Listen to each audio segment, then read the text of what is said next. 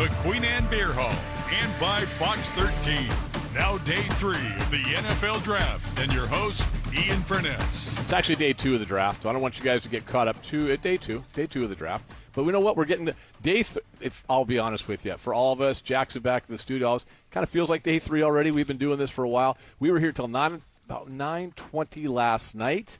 Is that right, Jackson? About 9:20, right? 9:27 is when we signed off. Jackson says, you're done. He literally told us in our ear, you're done. Yeah, Ian, we appreciate that. At the very end, Hugh Millen was like, actually, but before we go, Jackson, I want your take on the Gray Zale pick. And I'm like, Hugh, buddy, I'm back at 1 o'clock. See you later. We're done. I got to say, and we're also streaming on Fox 13 local on the streaming. So if you're at fox13seattle.com, you can go check that out and watch us there here at the Virginia Mason Athletic Center. Also, tell your Alexis. Is Alexa? Alexa. Alexa. I always think of Alexis. She's our cart girl at Druids. Awesome. We love you, Alexis. Alexis. It's a fun thing to remember. Get me a Bodie's Off or a Miller Lite. Or in this case, Alexa, listen to 93.3 KJR.com. You can listen to Draft Pitch. Probably not too far away from actually telling your Alexa, go give me a beer, and then Alexa will somehow get you a beer. Well, you know what I'm hoping We're not is far away from that. I'm not. What I'm hoping is you're sitting around today, and later on this afternoon, and you're maybe out in your patio, your deck, enjoying this great weather. Maybe you've got something on TV. It might be the baseball game, might be the draft on TV, but you want to know what's going on with our team here locally, the Seattle Seahawks, and that's why we're not carrying baseball tonight. We're not carrying NBA playoffs. There's no Mariners game on our station. We have draft and Seahawks-centric draft coverage until somewhere after 9 o'clock tonight. Jackson, luckily, will be long gone by then. He's doing the earlier shift today. It'll be Anderson Hurst telling us to shut up, and we're going home at that point. Back with you tomorrow at 9 a.m. for rounds 4 through 7. And the gentleman sitting with me right now will be with me today, 1 to 3. Back with me tonight, 7 to 9. And I'll say probably our favorite show we do is Saturday morning starting at 9 o'clock. That's when the real diehards get after it, rounds 4 through 7. Rob Rank, Fox Sports. How are you, sir? I'm doing very well, Ian. It's great to be here with you, talking about the NFL draft. I mean, I can't imagine a better situation. And I mean, not a bad view. No, Lake Washington beautiful behind us. You and I have been doing this for a long time, going back to the Northwest College days when the facility was over there. Not even this place was just a landfill at the time. So we've seen a lot over the years. We'll get to Gray Zabel in a second. We'll spend some time in the 2 o'clock hour talking about rounds 2 and 3 today and what's there for Seattle. Let's just recap round 1 real fast. Specifically, we'll start with Seattle, then we'll kind of get the other storylines out. Gray Zabel seems to check every box. He is a position of need pick, but he's also probably at that point the best position of need player, maybe at least in the eyes of Schneider and their staffs, and maybe we're kind of splitting hairs. There could have been some debates about a couple other guys, but he's a versatile offensive lineman that can play guard, tackle in a pinch. They may try him out at center. Kind of a throwback. There's some Steve Hutchinson comparisons along the way, massive comparisons. We're talking about a Hall of Famer. Yeah. You've had 24 hours, not 24 hours. You've had about 20 hours or so to sit on it. Thoughts on Gray Zabel?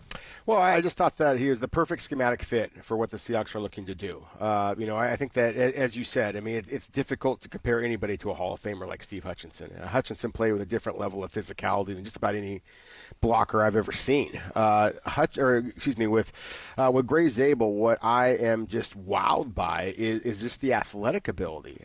We talked about it a little bit with Hugh Millen in yesterday's program.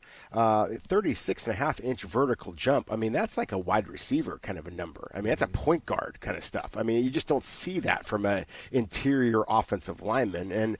And you mentioned the versatility. I mean, he played the 4 different outside positions at North Dakota State. He goes to the Senior Bowl. John Schneider referenced this during his the post first round conversation we had with him yesterday. That Zabel was basically stealing reps at the Senior Bowl. So that just speaks to his competitiveness. It speaks to, again, the versatility that he offers for a Seahawks club that, unfortunately Seahawks fans know far too well that this team has struggled in pass protection and in creating movement at the line of scrimmage. Gray Zabel absolutely checks those boxes. You had him listed as a center. Yep. Your old friend Dane Brugler had him listed as a center as well. I don't know how many others did, but you guys both had him listed as a center. And I thought that was interesting. When Schneider was asked about it last night, he said, for those who missed the news conference, and I can understand why it was about 9 o'clock last night. But Schneider was asked about Zabel and what position, and he said, and actually Mike McDonald said he's going to start out at guard. Yeah. I don't think he was specific on the side, right? He just said he's going to start out at guard. And there's versatility there, but there's a difference in the two guards, left and right. We'll talk about that a little bit later. But he says he's going to start out as guard, but that doesn't mean he's going to stay there. What is it about his game that you think could kind of translate to be a center? Well, one of the things that I look for at the center position is I need a football player who's incredibly intelligent. And that is one of the things that really stood out with Zabel. Again, just the positional versatility, the fact that he was able to so seamlessly switch from spot to spot. And then because, again, he did not play center during a game, at least, for North Dakota State. He talked about the fact that he had practice there at times. But I just really watched how he performed at the center position at the Senior Bowl. And so I thought that was a position in which he could be very successful. I do think that when you look at the rest of the prospects in this draft class, guard had some top-heavy talent, whereas center was lacking. And I just thought that Zabel was one of the few players that had the ability to play both. And so I viewed him as an easy first-round caliber prospect and just thought that he could play either position. So I wanted to kind of accentuate the positives with Zabel and the fact that he could be a center. He also could play a guard, and the fact that so many people were just kind of, I thought, pigeonholing him at the guard position rather than reflecting on his positional versatility. That's one of the reasons why I listed him as center, is because I just wanted to acknowledge the fact that this, again, is the most versatile offensive lineman in this draft class, that he does has a high degree of potential at the center position. But as John Schneider and Mike McDonald both pointed out, and that you just pointed out, that he is going to come in, he's going to play guard. I do believe that he is better suited to the left guard position. We'll be talking about what makes him better suited to left guard as opposed to right guard, specifically in Seattle's scheme a little bit later. But again, I would be stunned if when the Seahawks begin their season, if Gray Zabel isn't Seattle's starter at the left guard position. All right, so that's Seattle's pick. Again, they got 4 today. We'll get into really what they're going to do coming up at 2 o'clock today in our second hour with Rob, and this is where it's fun. He comes loaded, and this is where you kind of do your best work for us, and we look forward to kind of going through the different scenarios that could happen, including some trades. Yeah. I really got the impression last night John Schneider he gets a little trigger happy, like he's getting a little antsy. He didn't like the fact there was talk about moving up, moving down, that type. Well, not moving up, but moving down.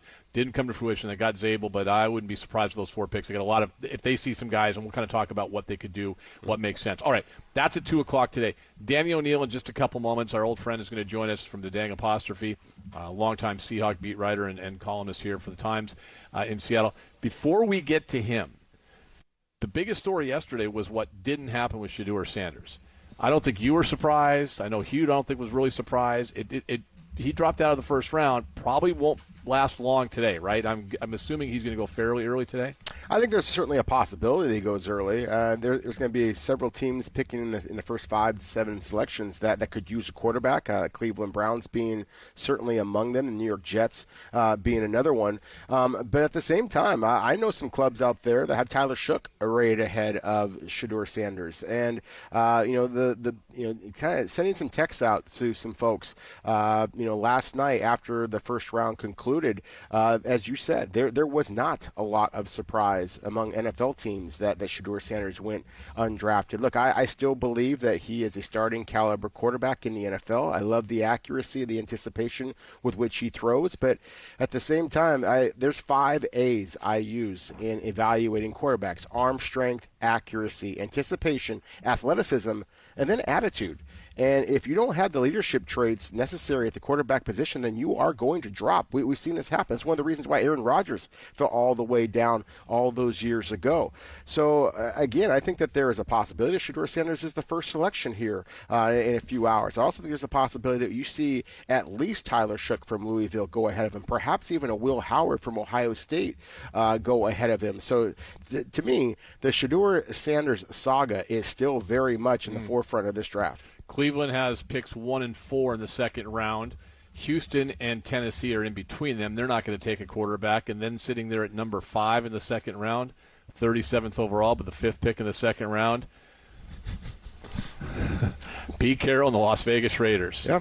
Yeah, and again, I could see that. I mean, play it just behind would make Gino a lot for more a couple sense. years. Exactly. Play behind Gino for a couple of years and see what happens. Yeah, there you go. That feels like it could take place as well. All right, we'll take a break. We'll come back. Danny O'Neil is going to join us from the Dang Apostrophe. We have a special guest at 1:45 that's going to talk offensive line with us. We'll see what this dude's all about, if he's got something to say. And then 2 o'clock, head first into the second and third rounds, day 2 of the draft with our guy, our draft expert, our scout, Rob Rang, right here on 93.3 KJRFM and the Fox streaming. Ian, Did I you need send a Jackson Georgetown Keeper's in number? 1 minute?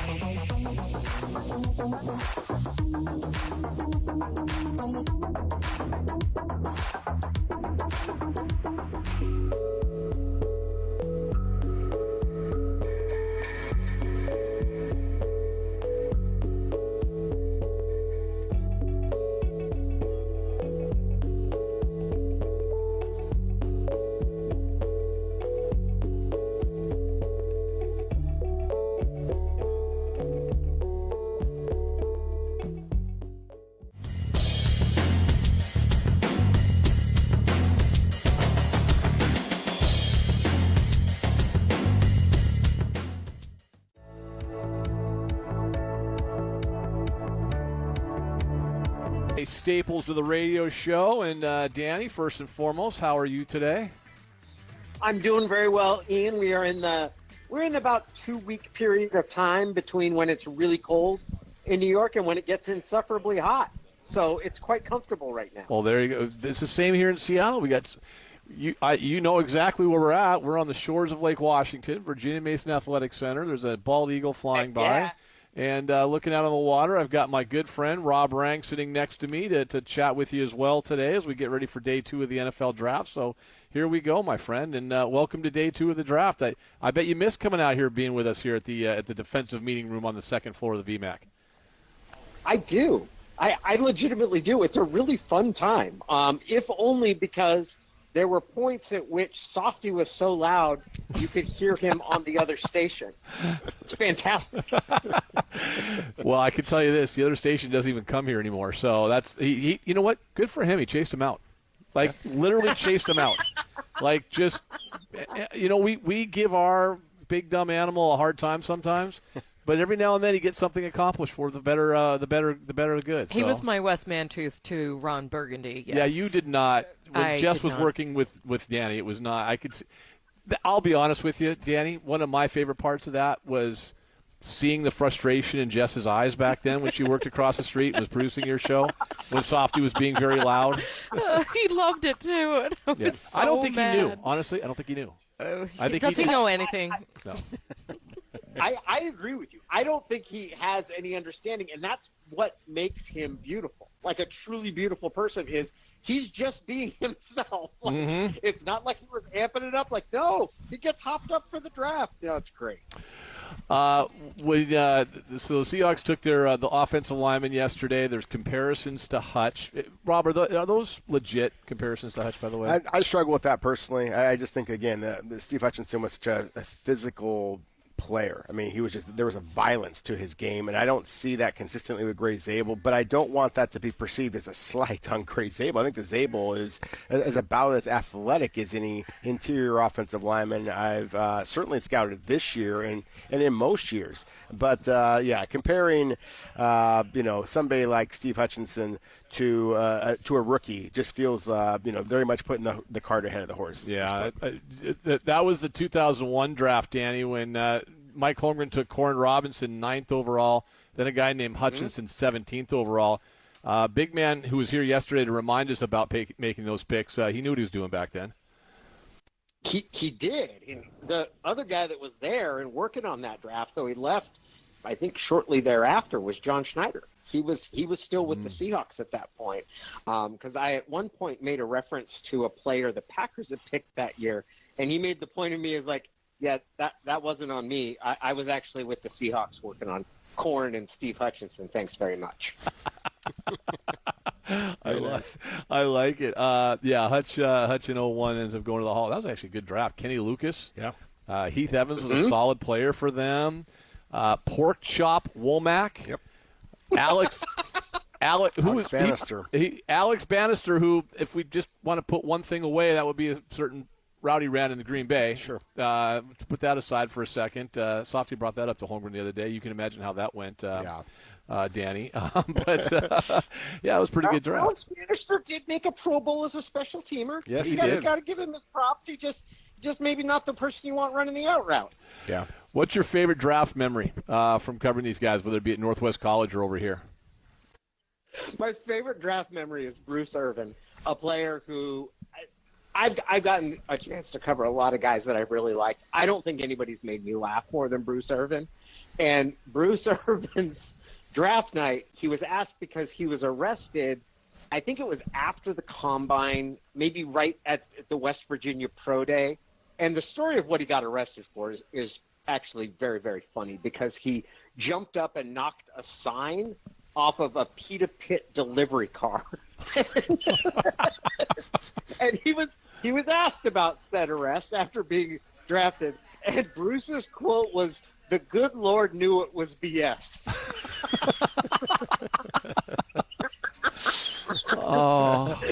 Which I think is the first time that shorthand has ever been attributed to our Lord Almighty. The good Lord knew it was BS. That sounds like that's such a great Bruce Irvin story. I mean, I guess I still can just remember his big smile and just the passion and fun with which he played. I've got some a Danny O'Neill fun story, kind of going back. And Danny, you may remember this one.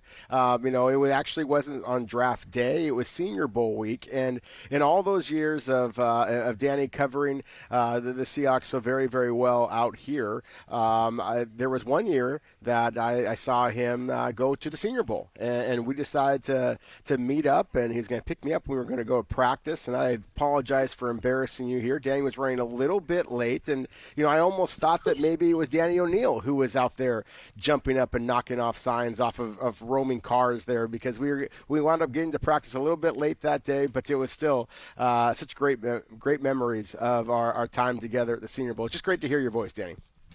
It's good to talk to you, Rob. You've always been one of my favorites, and Rob is being very kind there, because it wasn't just that I was running a little bit late.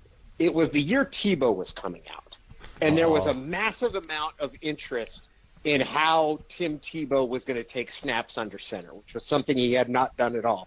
And we were late getting out to Lad Peoples Stadium, and I think I had misbudgeted the time, how long it was going to take to get there, because it's a drive. And I think Tebow put the first 2 snaps or 2 of the first 5 snaps. I don't know, because we weren't there yet, and I completely screwed Rob, whose entire purpose that day was to talk about how Tebow would take snaps under center, which he failed to do, and Rob had to rely on secondhand information. Bad job by me. That's all right. I mean, based on the analysis I was getting from others who were there, I was convinced that Tim Tebow was going to come into the NFL and be an absolute superstar. So I will just blame you from here on out, Danny, for why I was wrong on my evaluation of Tim Tebow being headed to Canton shortly after his week in Mobile. Oh, my gosh. Daddy O'Neill joining us, Dang Apostrophe, Rob Rang here as well. It's day 2 at the Virginia Mason Athletic Center. The wild thing about the draft, I'm going to bring up this name only because Holmgren brought it up yesterday to me and wanted me to remind everybody that he did not make this pick. That was a guy with the initials of TR, first name Tim, last name Ruskell. Aaron Curry goes number 4 overall in 2009. Ooh. I mean, what do you remember? I'm going to ask both of you guys because, Rob, that was when I think you and I had first met the year before maybe. But, Danny, I'll start with you. What do you remember about the Aaron Curry pick, the most NFL-ready player? Yeah, that was exactly what everybody said, and he was someone who had, coming out of Wake Forest, was a potential 2nd or 3rd round pick the year before, had gone back to school, worked his tail off, and was seen as the most NFL-ready player. He's the only guy that I've ever seen who pretty much from his first games had a pretty much downhill trajectory.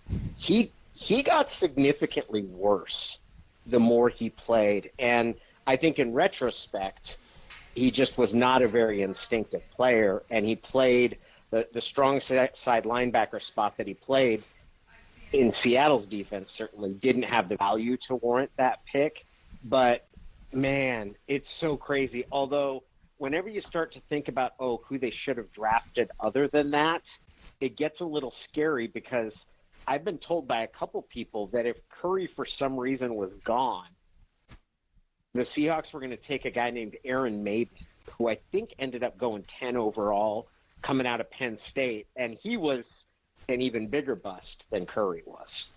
It shows, Rob, it shows the inexact science of this thing, right? It really does. I mean, because that 2009 draft was not a good one. I remember as Danny just said, and that was very much the perception is that Aaron Curry was perceived to be the relatively safe pick. I remember texting with some Seahawks scouts shortly after they made the pick, and the way they described it was this was a vanilla popsicle.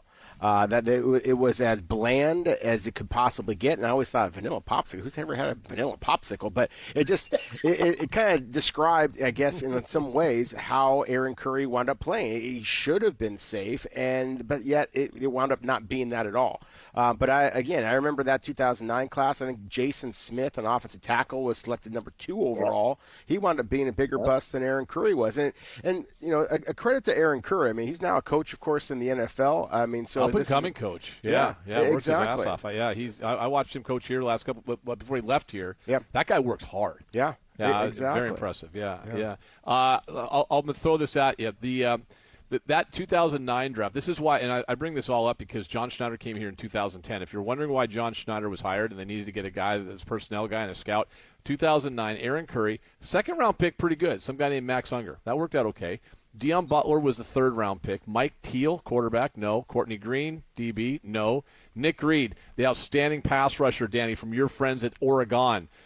He was going to come in here. Remember, he was a preseason All-Pro, if I remember correctly, and then didn't do anything. Had 1 sack in his career. And Cameron Moore, the tight end out of California. That was the 2009 draft. The year before, Lawrence Jackson, John Carlson, Red Bryant, okay, Super Bowl player. But this is where it got fun. Owen Schmidt. Remember him smashing his helmet across his forehead? Yeah. Splitting his head open from West Virginia. And then in the 6th round, who doesn't take a long snapper in the 6th round, Tim Ruskell? Tyler Schmidt, a long snapper in the 6th. Justin Forsett, good player. And then a kicker, Brandon Coutu. So 2 of the last 3 picks, a long snapper and a kicker. Danny, do you remember Holmgren after that? He wouldn't even talk about it. Like, he was so sideways. Yes, he was displeased with that. I believe his description of the long snapper, his last name was Schmidt. I think he was out of San Diego State. Holmgren said he's got a back of a 50-year-old man after it basically been ruled that he was going to be ineligible to play, like he wasn't going to be able to play going forward.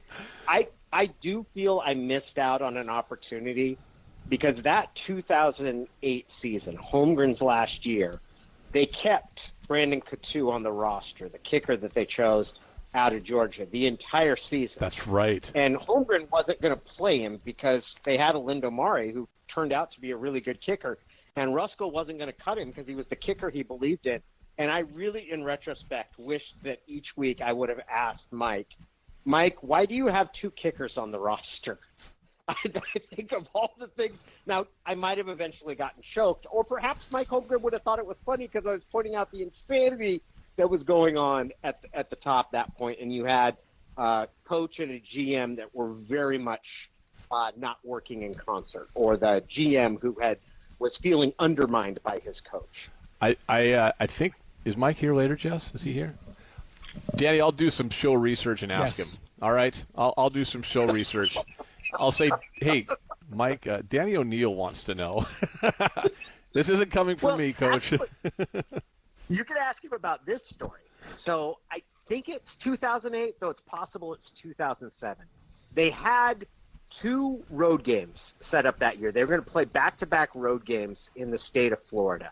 And when they released the preliminary schedule, the NFL teams will get a look at a preliminary, like not final schedule. So it's not completely out of the blue when the schedule gets announced. So anyway, a dummy copy of the schedule comes out, and the NFL has scheduled those 2 road games in Florida. One of them was at Tampa Bay, and I think maybe the other one was Miami. And they had scheduled them back-to-back. And Ruskell was quite excited about this because he said we can go to Disney and train that week instead of flying back. They'll do, which a number of teams have now started to do. And I don't know this for certain, but I've been made to understand that perhaps a phone call was made by the head coach of the Seattle Seahawks explaining that if you do this and schedule these 2 games in Florida back-to-back, I'm just saying I'm not going to be there when the team's practicing at Disney in the week in between IMG or wherever the hell it was. And lo and behold, when the schedule was released, the Seahawks were no longer playing back-to-back road games in Florida. Hey, big man got his way. That's exactly right. Yeah. You got some pelts on the wall. You can make a call like that. When you're going to go to the Hall of Fame someday, you get that. It's Danny O'Neill, dang apostrophe. What'd you read on Rob and I talked about this in the last segment. The big story, obviously, is what didn't happen with Shedeur Sanders. Every year there's the guy that I would say drops. I don't know if that's even an accurate term, Rob, because teams just that's where teams have guys evaluated, right? Yep. So it's not really dropping. It's just sometimes there's a consensus or what have you. But what was your the read on the Shedeur Sanders thing, Danny? Well, I actually think that it might turn out being better for Shedeur, especially because of the scrutiny that's going to follow him because of his dad. I really like Deion, and I think what Deion does and what he's done at Colorado has brought a lot of attention and really done some positive things for players.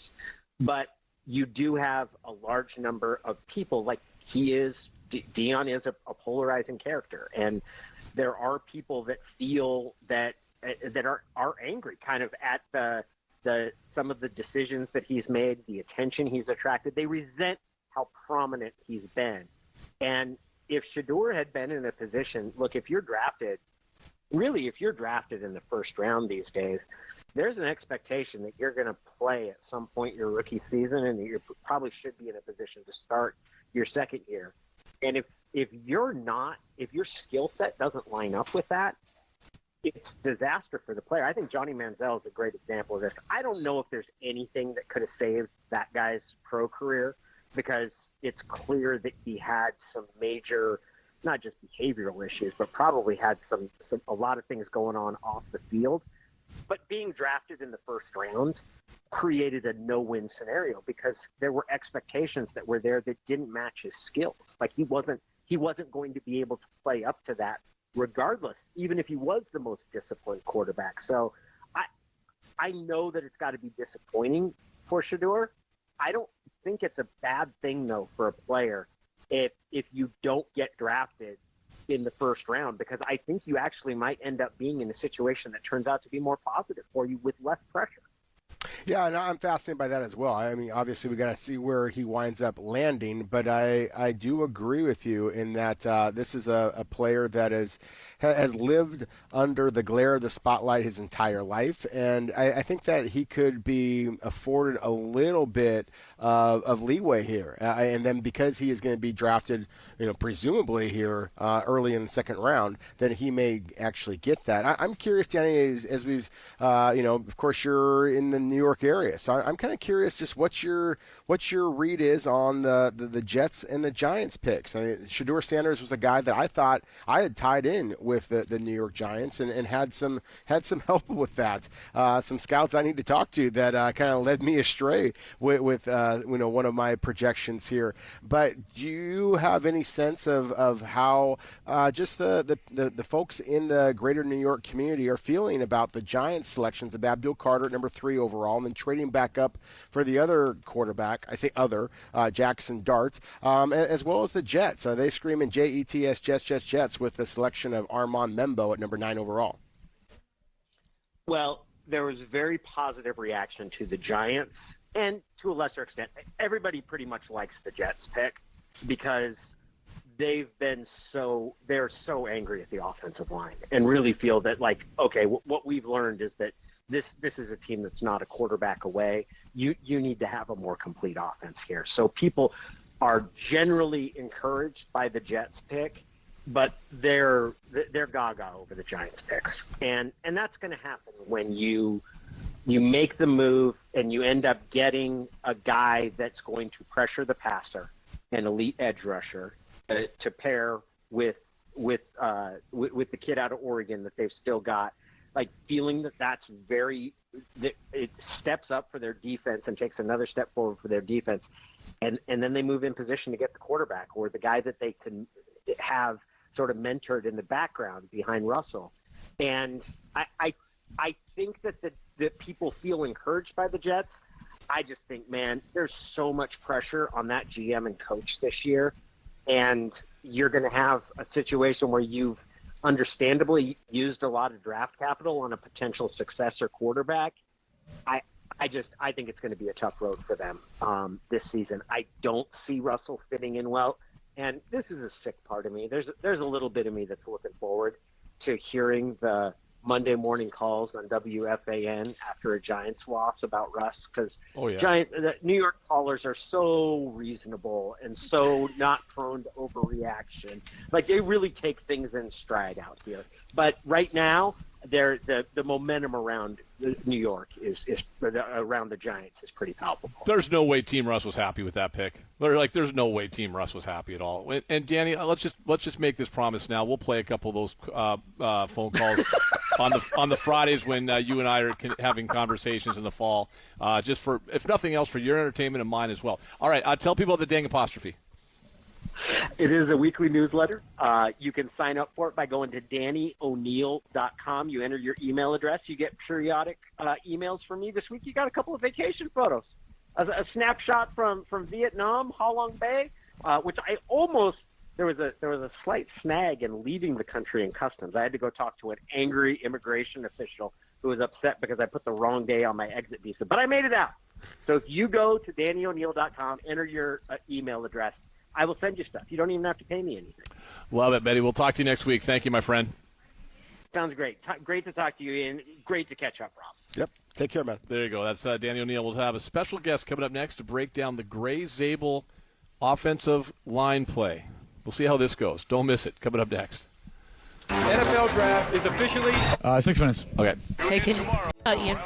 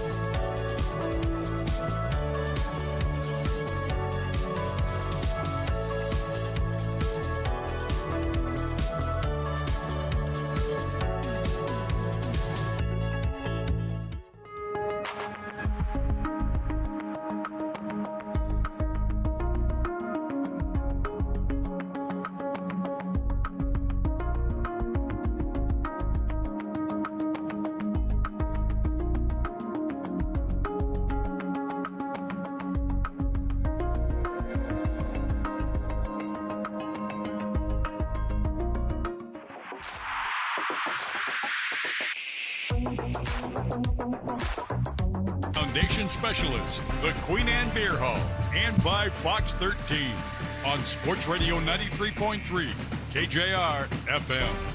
We should also point out that we are actually streaming on Fox 13, local streaming app as well as being here on the radio, and all things iHeartRadio, iHeartMedia, the iHeartRadio app. Ian Furness with you at the Virginia Mason Athletic Center. Rob Rang is with me, FoxSports.com as well, our scout, and joining us right now. I needed some insight, Rob. Yep. I needed some insight on an offensive line play. And instead, I was going to try to find the best athlete in my family, and my daughter's busy teaching today, so I went to number 2. It's my son Kiefer, the former starting left tackle at Whitworth for the last few years, Northwest Conference champion, who tells me all the time when I tell him I'll criticize something with the Seahawks and the lineman, he tells me, quote, "You don't know what you're talking about." So let's see if he knows what he's talking about, Rob. Shall we do that? I'm looking forward to it. Fella, how are you? I am doing absolutely fantastic today. All right. Are you golfing today, or are you actually going to class? I actually didn't have class today, and I'm not golfing, so it could be better, but I'm excited about the Seahawks. Okay. Tell us about Gray Zabel. What do your offensive lineman eyes tell you? It's your first time to do an analysis on the radio. What is it? What do you see? Well, in my expert opinion, I would say that this is truly one of the best picks the Seahawks have had in the last few years. And I know he hasn't played or stepped on a Seahawks field yet, but I am very confident in his ability to make us better. Why? What do you see in him? His footwork is phenomenal. With the new wide zone scheme, I truly believe that he is going to help this team in every aspect at guard, even playing center reps if he gets to it. But the way he can move at his size, they say he's undersized just because of his arm length, but he's 6'6", playing guard. I truly think that he's going to be a great pickup for the Hawks. What is it about going from tackle to guard that is going to – you never see guys really go from guard to tackle, but you see guys go from tackle to guard. He's going to make that transition. I know you watched some tape of him playing tackle. What do you see in his game that you think that's going to make him a good guard, and what's the hardest thing about that transition? The hardest thing is when you get inside, you got guys on both sides of you. When you're playing a tackle, it almost feels like you're a little more free. You can kind of make up your own moves on the outside and get a little creative with edge rushers. But once you move inside, I think his explosiveness is going to really take over. Being a tackle and going to guard is your athleticism is really what makes you stand out.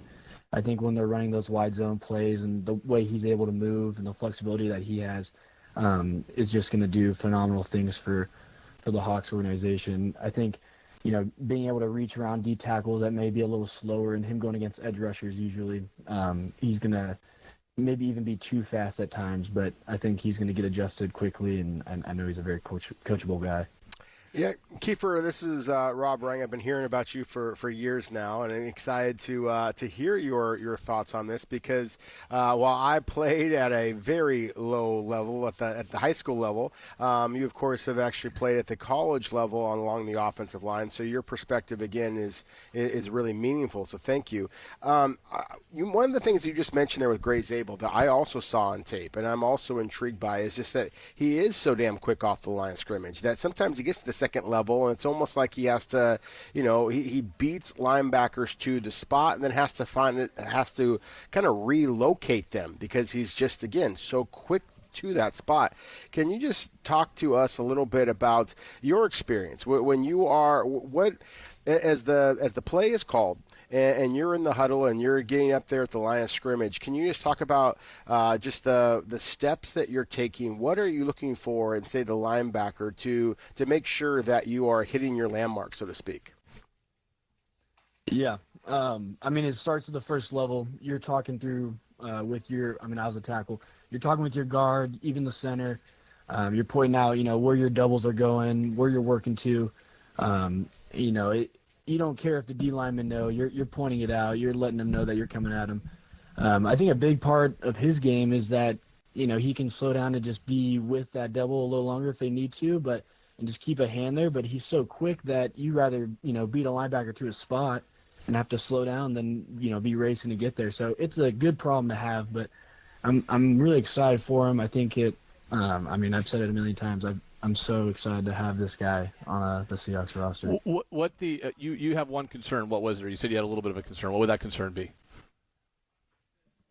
I don't really have too much of a concern. They have said that he has shorter arms, but so did Will Campbell, and he went number 4 overall. So I think that either way, they're both amazing players, and I think with Gray, I saw a Steelers scout even said that he was the most coachable player he's ever met.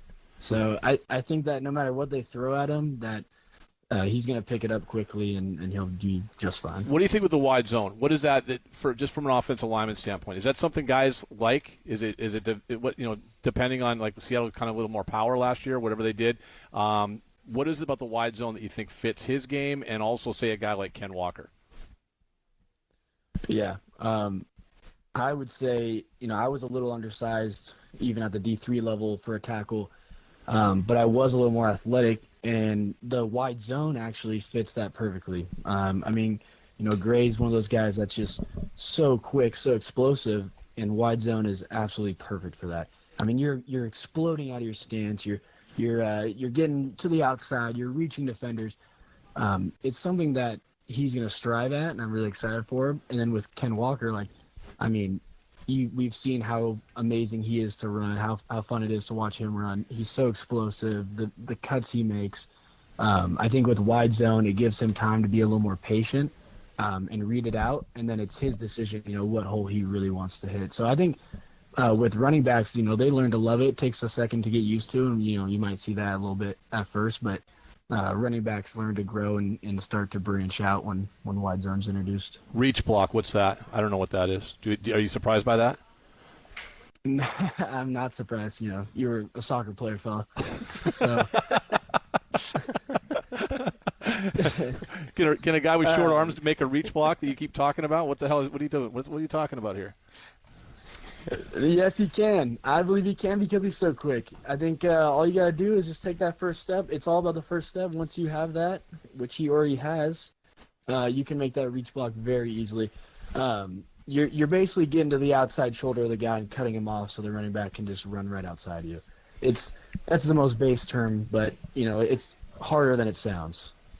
Kiefer, I'm curious, just having worked with your dad all these years and of course, following you as well, I just know that you're, of course, a local guy here and can hear your enthusiasm talking about the Seahawks and Ken Walker III. So I think that you're probably pretty familiar with the Seahawks and their areas of concern. Is there any positional groups, maybe even individual players that are still available that you might be excited for the Seahawks to be selecting? Of course, they got 4 selections here in a couple of hours they're going to be using. Break after this. Yeah, I'm not going to say any specific players that I'm really looking forward to because I don't want to jinx anything for that. But I know we do want to look for another receiver, another safety is what I've been looking forward to. With the addition of Cooper Kupp, he's an amazing addition. JSN kind of stepping up into a bigger role this year. I'm really just looking forward for the picks to be made and whatever they go with. Now that we have an interior lineman, I've truly been excited, and I know they know what they're doing. Rob, he doesn't care about any position besides the offensive line. I've asked him about quarterbacks before, and he says he doesn't care. So that's my kind of offensive lineman. That's an offensive lineman, buddy. I got to go. I'm late to a break, but nice job on your radio debut. We'll talk when you go. I know you're going to find a golf course later anyway. So have a good day. I'll talk to you soon, bud. Love you. Yep. Love you too. Thank you, guys. There you go. That's key for my son. Good stuff. We'll talk about that on the other side. Second day. What are the Hawks going to do? We'll find out next.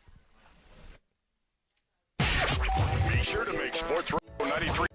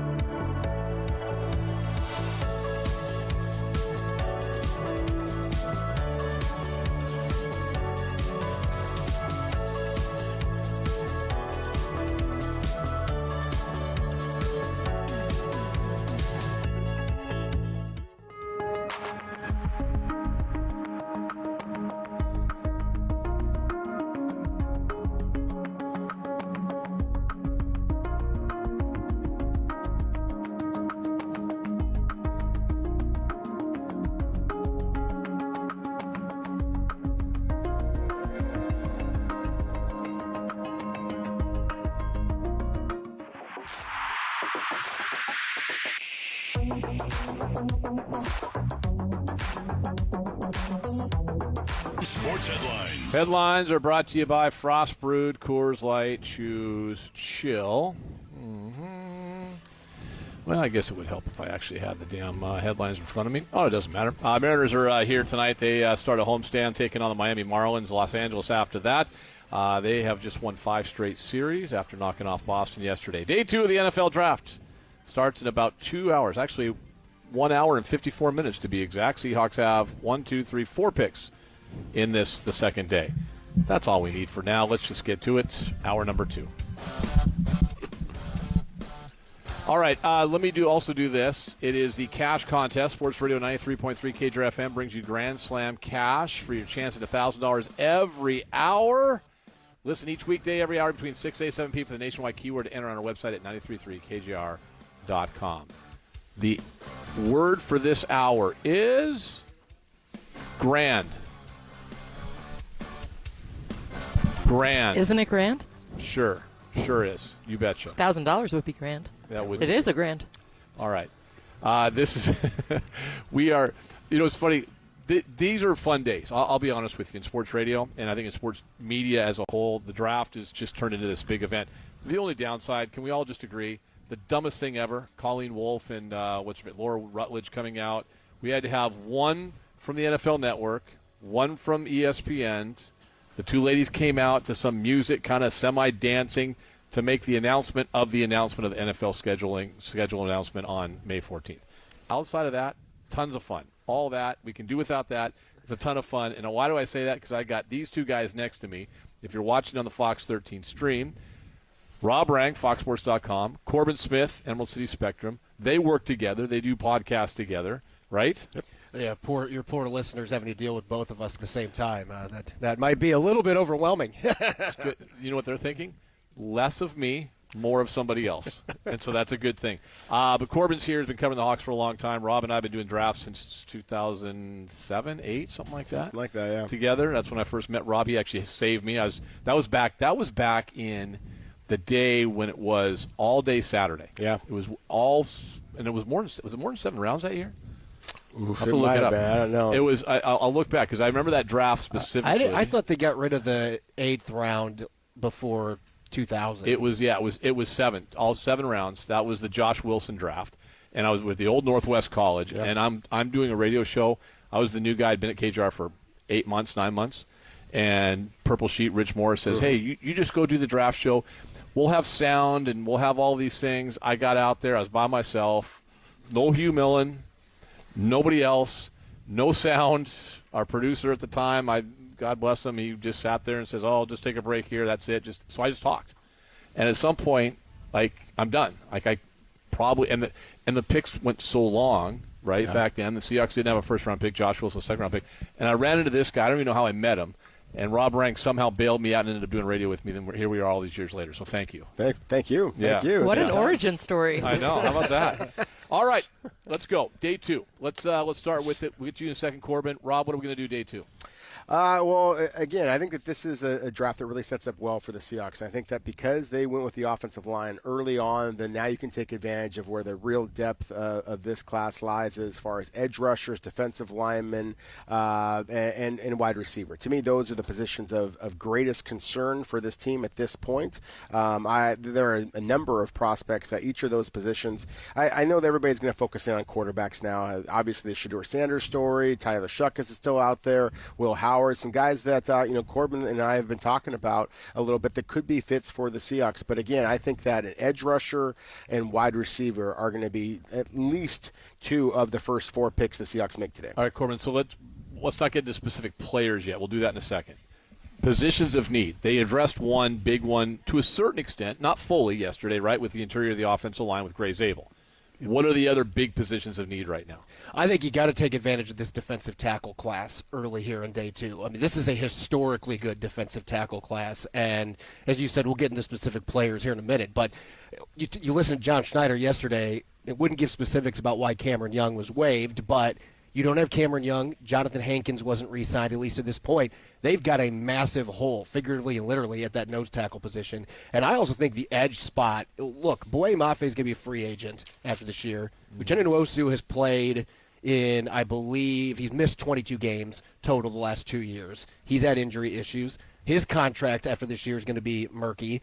And behind those guys, DeMarcus Lawrence is going on 33 years old, so you don't know how much you're going to get out of him at this point. So I think that's a position you got to be looking at 26 and beyond, and there's a lot of depth there at that position to take advantage of. They have 8 players on the interior defensive line on the roster right now. DeMarcus Lawrence, Mike Morris, Leonard Williams, Jaron Reed, Byron Murphy II, Quentin Bohanna, and Brandon Peely, and some guy named Kenneth. You know that guy's name?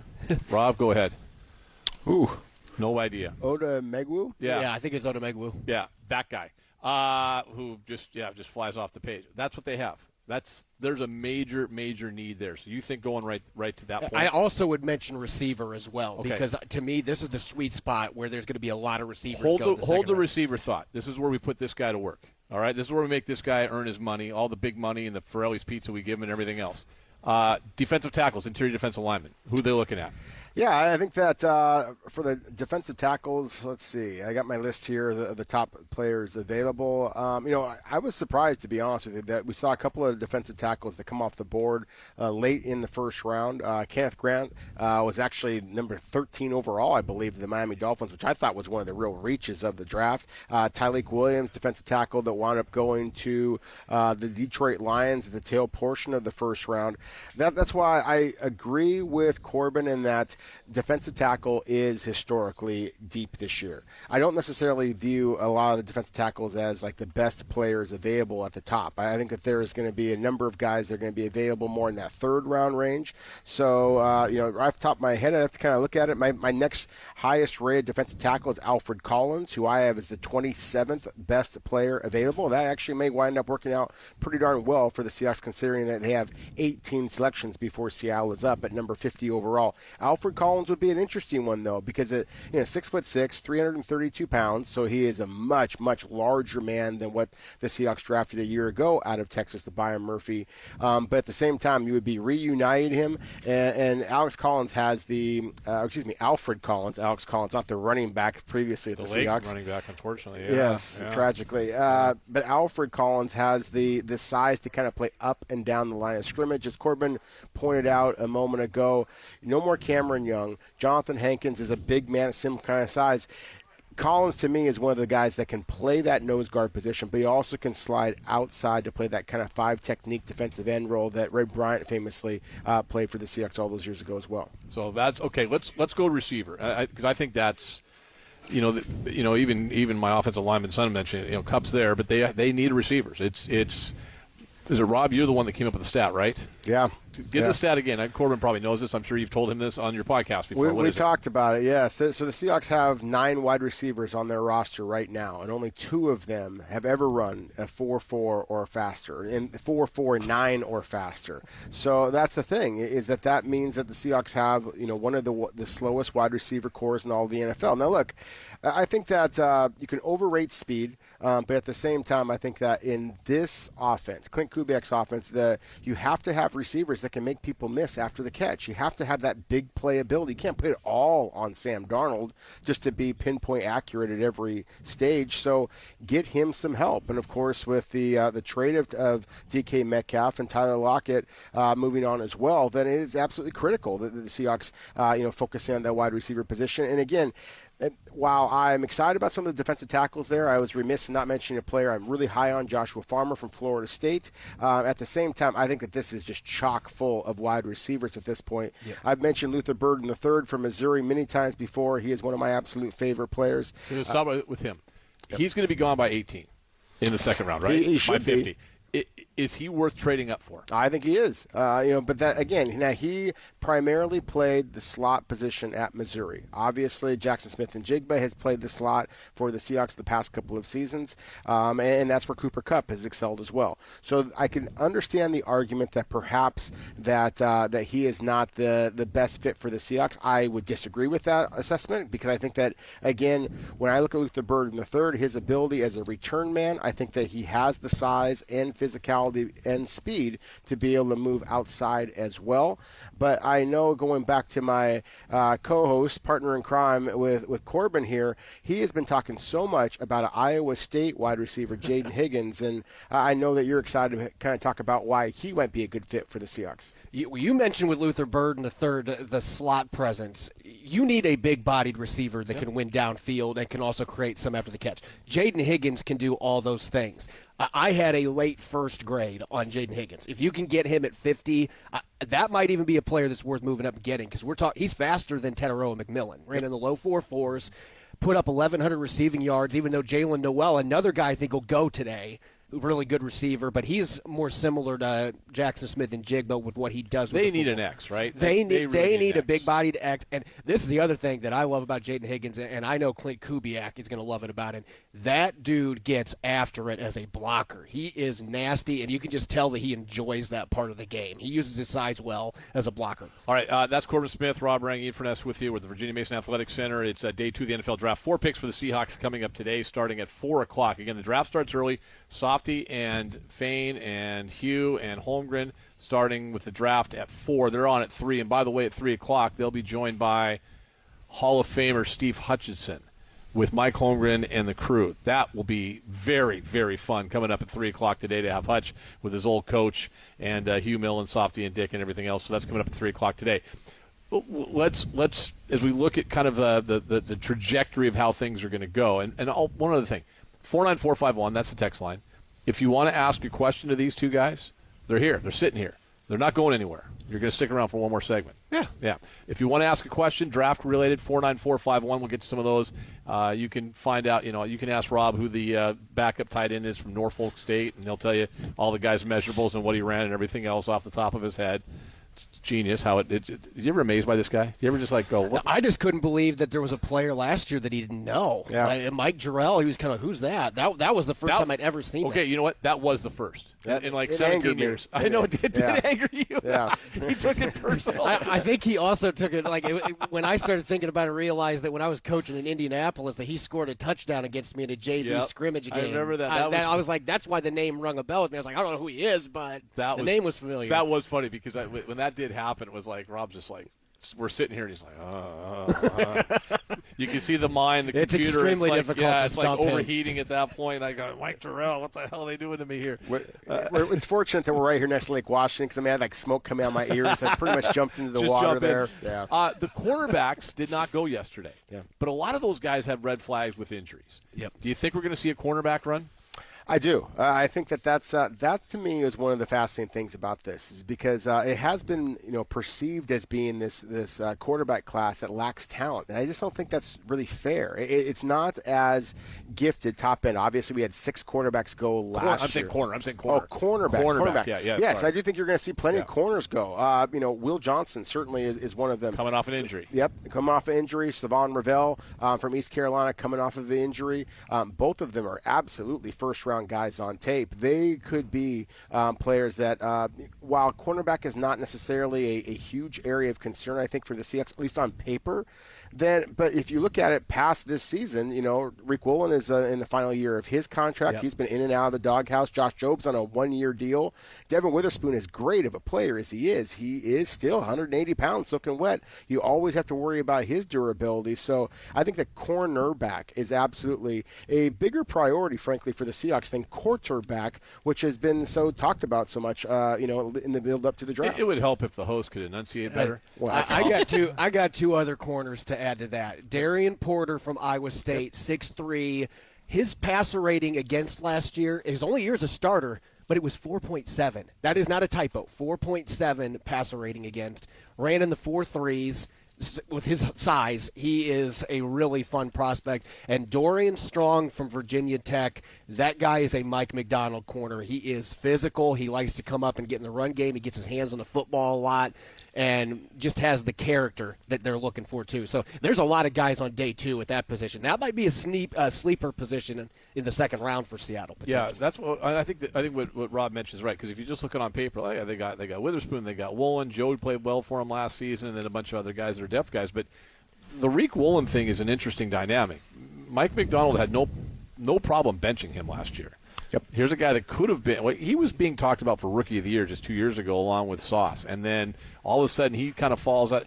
And I don't know if he's taken a step back. I don't know if he just hasn't taken a step forward. I don't know what it is. The talent's there. We've seen the talent with Rick Woolen, and if Rick Woolen is right, he's an impact player, and maybe he will be right this year. It just didn't feel like that was the case last year. I am optimistic that this is going to be a spectacular season for Rick Woolen, and part of it is just financially based. I mean, he's entering the final year of his rookie deal, and he's going to be looking to get paid. And I also think that he sees the writing on the wall that, again, he's been kind of in and out of the doghouse for now 2 coaching staffs, Mike McDonald and previously Pete Carroll as well.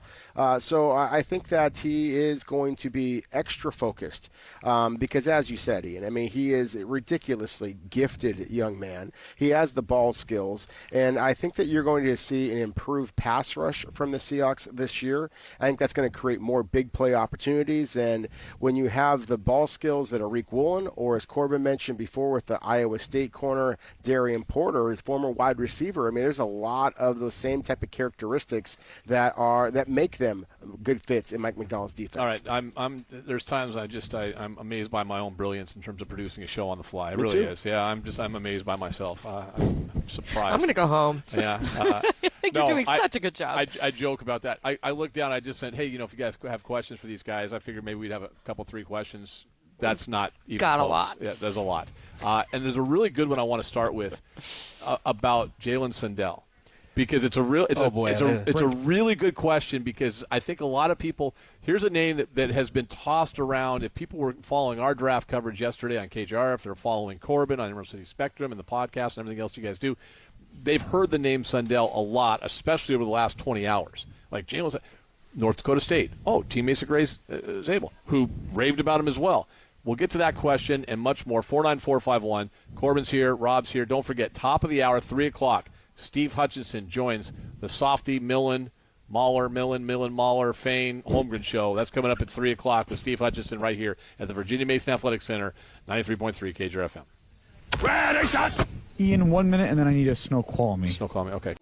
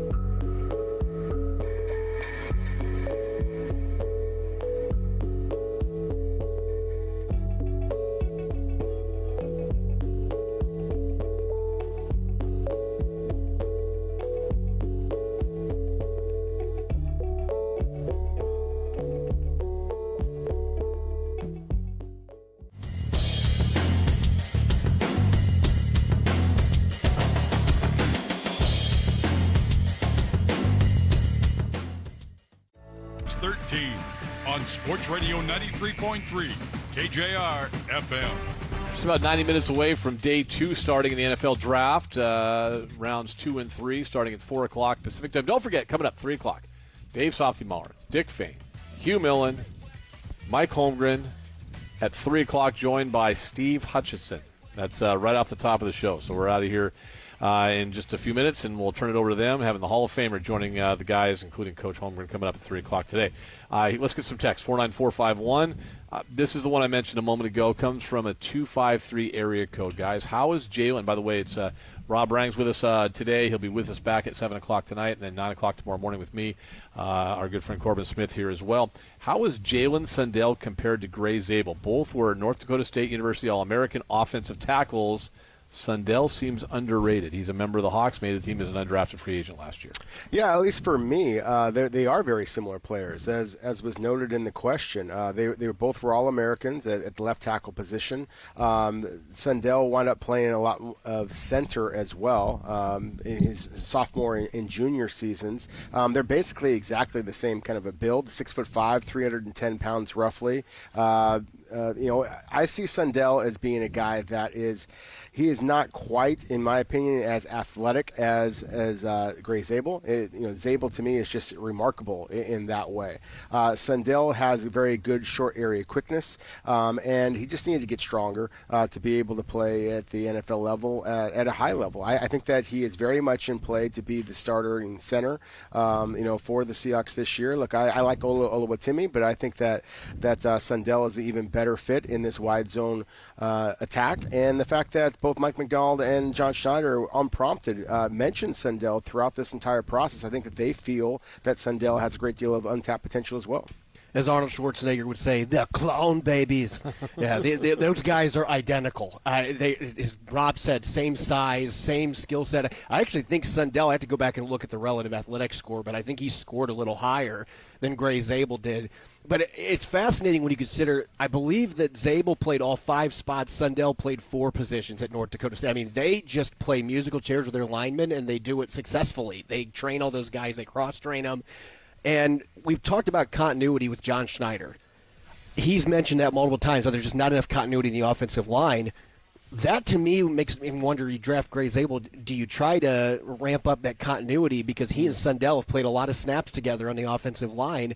You have a built-in relationship. That's going to help the rookie get up to speed quicker when he's got a guy that he knows to play next to him. And as Rob said, Sundell is just a better athlete than Olutimi is. 49451. That's an interesting question because one of the guys that maybe kind of has been a polarizing potential pick along the way, Mike Green.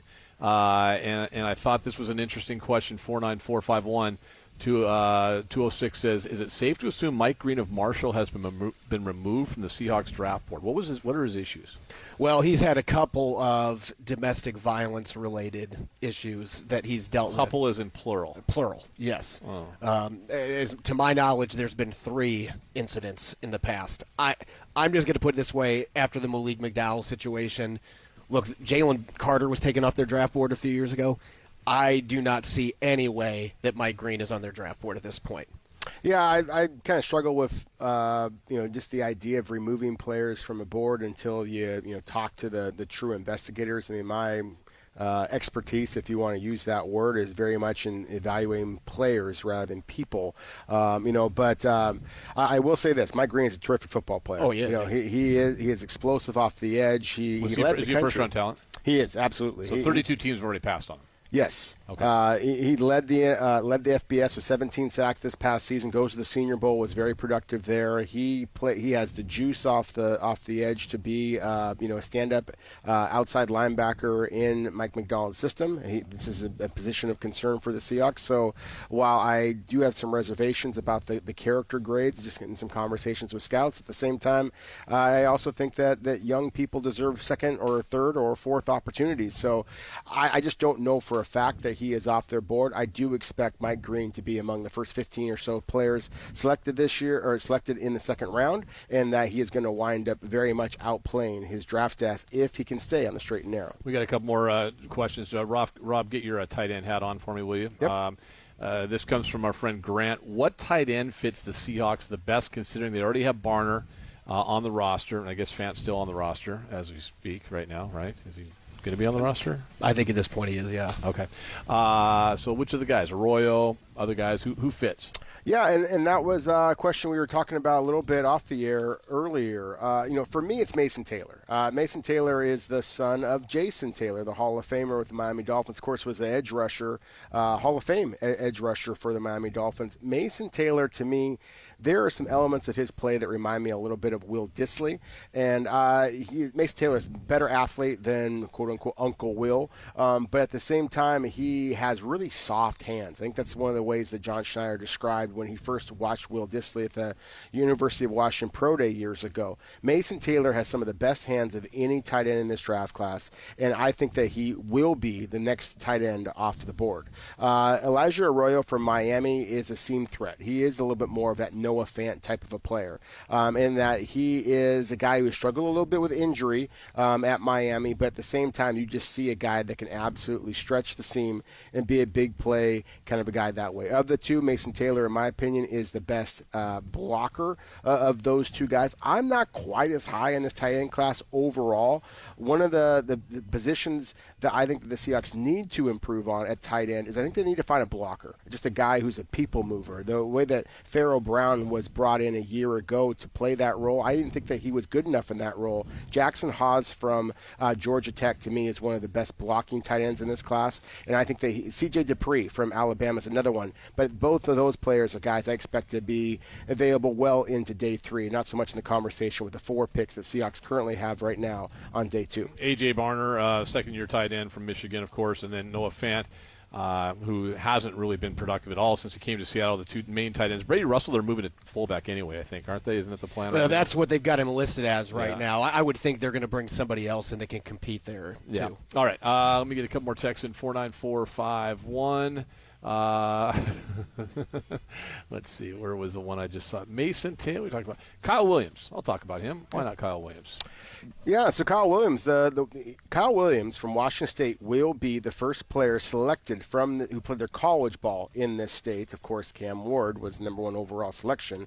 Emeka Ibuka was the first one, and Connerly and Josh Connerly, of course, local prospect as well. But as far as guys who wrapped up their college careers in the state of Washington, Kyle Williams, the wide receiver from Washington State, 14 touchdowns this past season, second in all of college football.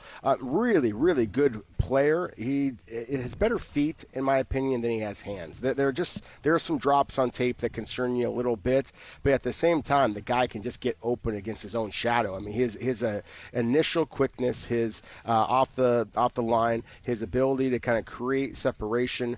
We talked about this a couple of about an hour ago, actually, talking about Cam Ward, how Kyle Williams basically was able to get open, whether it was Cam Ward throwing the ball, John Matee, or anybody else. The guy just got open. And so I think that NFL teams are going to be really excited about that as well. I expect him to come off the board late second to mid-third round. Finally, I'll just ask you this, Corbin, real quick. Would you trade up for Will Johnson? No, not right now. I have concerns about the medicals with him dropping into the second round and some of the things about knee issues that have been cropping up.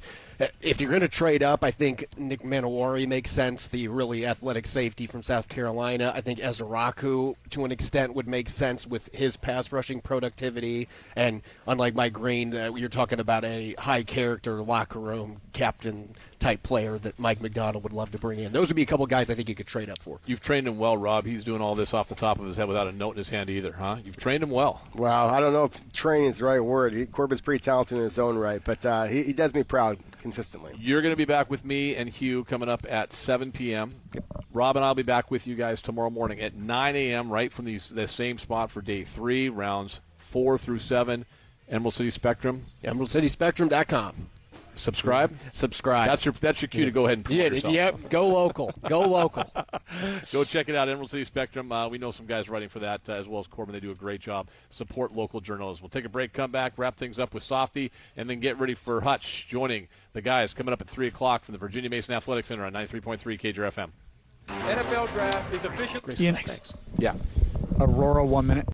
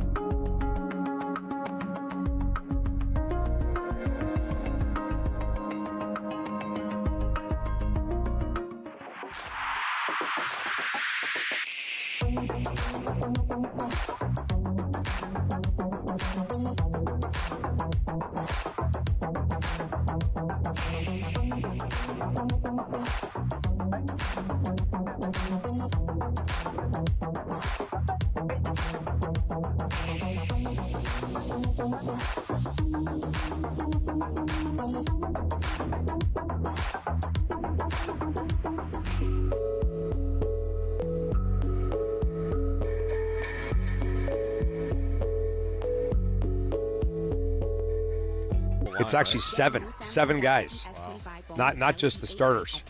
Because Mason Miller was at Pro Day too. He might get drafted.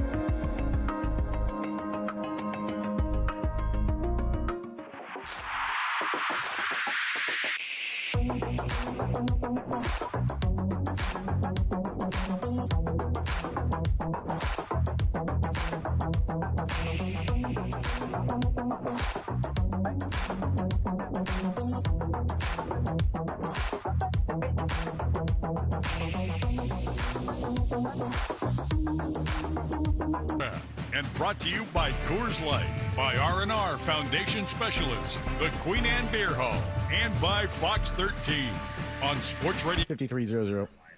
KJR FM. All right, we're back at the Virginia Mason Athletic Center, wrapping things up for our show, getting ready to turn it over to Softy and Hugh Millen, Dick Fain, Mike Holmgren, and Steve Hutchinson is going to join them coming up at 3 o'clock this afternoon, so about 12 minutes from now. Hutch, the Hall of Famer, along with his coach, Mike Holmgren. That's a big show you got planned there, fella. Big show. Well, why are you turning me off? You're on. Oh, sorry about that. My goodness. Where am I? Am I 4? You're right there. I'm 4. Yeah, I'm turning myself off. I know. I don't know what you're doing. Check. You're a bigger mess than me. You're an absolute disaster. You know that? Like an absolute disaster. You know, all I'm doing is turning off my microphone. I'm having a conversation with somebody off the air. You're talking to Holmgren. I don't want the conversation to go on the air, so I'm turning off the microphone, and you can't handle it. You're going to bring Holmgren's conversation on the air. God. Where is he? Is he lost? See, here's the thing. Is he lost on the way here? Does he not know how to get here? Here's the thing. So I just called him, and he told me, you told me 4 o'clock. I said, no, 3 o'clock. So is he messing with me, you think? I think he's busting your chops. Okay, I don't know, man. I don't know. He was in here. The car. He was here before us yesterday. Yeah. And our show started at 1, and he was already here walking around. And I think he was down the hall telling Schneider what to do. Right. Basically, not take the Aaron Curry of this year is what he was telling him to do. Not to do. Could be. Yeah. Don't take the Aaron Curry of this year. Who would the Aaron Curry of this year be, by the way, Rob? Is there an Aaron Curry out there? Because remember when they drafted Aaron Curry, he was supposed to be like the most the most pro ready, safest bet. Yeah. Like Kyle Pitts, right? Kyle Pitts. They talked about that too. Yeah. So who's the Aaron Curry of this year's draft? Well, Sanders. The way I thought about that too. The way my brain works is once you said Aaron Curry, I thought number 4 overall. The number 4 overall pick this year was the Will Campbell, the offensive tackle from LSU that Hugh and I were talking about before, that we weren't quite as high on him as a lot of people seem to be. Right. There's going to be huge expectations for Will Campbell in Foxborough, just the way that there was of course, for Aaron Curry here. So, yeah, I think that there is some similarities in that regard, even though they play obviously very different positions. Yeah, the Aaron Curry. We went back. We did spend some time with your good friend Danny O'Neill earlier. Yeah, I heard that. Talking about Jets expert. Well, and then I heard some kid come on the radio show. Yeah, he was what awful. the hell's going on here? Are we desperate for guests now? What's happening? We were. Never, ever again bust my balls about putting somebody's father or mother on the radio show. Exactly. You put your offspring on the air. Hey, you know what? How many times has he told me how dumb I am with offensive line? I could have told you that. I put you on, too. Why do you need your kid to go on the air and tell you that? I'll tell you how dumb you are. I'll do it for nothing. I would say something like, boy, I don't know about so-and-so on the offensive line, and he'd go, you have no idea what you're talking about. I said, all right, fella? You know what you could do? You can come on and tell us about the offensive line. I thought you did okay. Did you okay? Good job. Yeah, exactly. I was a little nervous. If he was with you, it probably would have been a lot more relaxed. I thought he was pretty good, man. He's got a future. I mean, clearly the bar is low. Well, if it's based on his dad, it's really low. Of course. I mean, it's incredibly low. Walk and chew gum, you can do a radio show. Yeah, for exactly. Exactly. Yeah, well, Steve Hutchinson is set to join us at 3 o'clock. And again, I got Mike Holmgren in one ear telling me he's on the freeway. He's not going to be here on time because I told him 4 o'clock. Well, no, Mike, the draft starts at 4. The draft starts at 5 o'clock every Thursday and 4 o'clock every Friday. So he's probably busted my balls. I'm thinking he is because of this. Here's why. Although he hung up on me.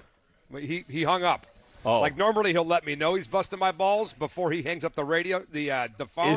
He went right to hang up the phone. Is there a chance that he's just down the hall from where we're sitting? No, he was in his car. He definitely was in his car. Yeah, you could tell. Yeah, so we'll see. Yeah. Does he get front row parking? He better. It's Mike freaking Holmgren. You think first, why would he want to be here? When Morris shows up here, they make him park at Dino's and walk across the freeway? I don't think Morris been back since 2009, to be honest with you. Like when Tyrone Willingham comes by UW, he's got to park in Kirkland and swim across the lake. Who's less welcome back? Oh, Tyrone. No. I'll give you a list. Yeah. I'm going to give you a list. Tyrone. Right. Mora. Right. Rolovich and Pullman. Oh, boy. Rolo sued him. You could talk about Rolovich. Yeah, well, he sued him. Yeah. What was his record when he was there? Do you remember what his record was? It was like 2-5. Yeah, it was like the Mora weird was season. here for 1 year, and they fired him. But I guess nobody went 0-12. The good news about Mora for him is that they made up for it pretty fast by getting a guy named Pete Carroll. They did. Right? So, I mean, if that would have put them like in this death spiral for years and years and years, that would have been a problem. Probably the guy that never won a game in 2008, I would say. That'd be tough. Guy. All right, we got to get out of here. Rob, you and I are back at 7 o'clock after this guy goes home. He's got things to do, apparently. He doesn't want to do 7 hours of radio. I guess Holmgren's stuck in traffic right now. All right, well. Thought it was 4 o'clock. That means it's you guys and Hutch. Well, we'll see. We'll see if he shows up. He was going to come by to say hi to Mike. That was the whole point. Yeah. We're not big enough to have him on the air. What the hell? All right, that's coming up next. We'll find out. That's coming up next. All right, see you. See you, bye. For the mild-mannered and thanks, Jackson. Great job. Thank you, guys. See you. Panel day saying so long.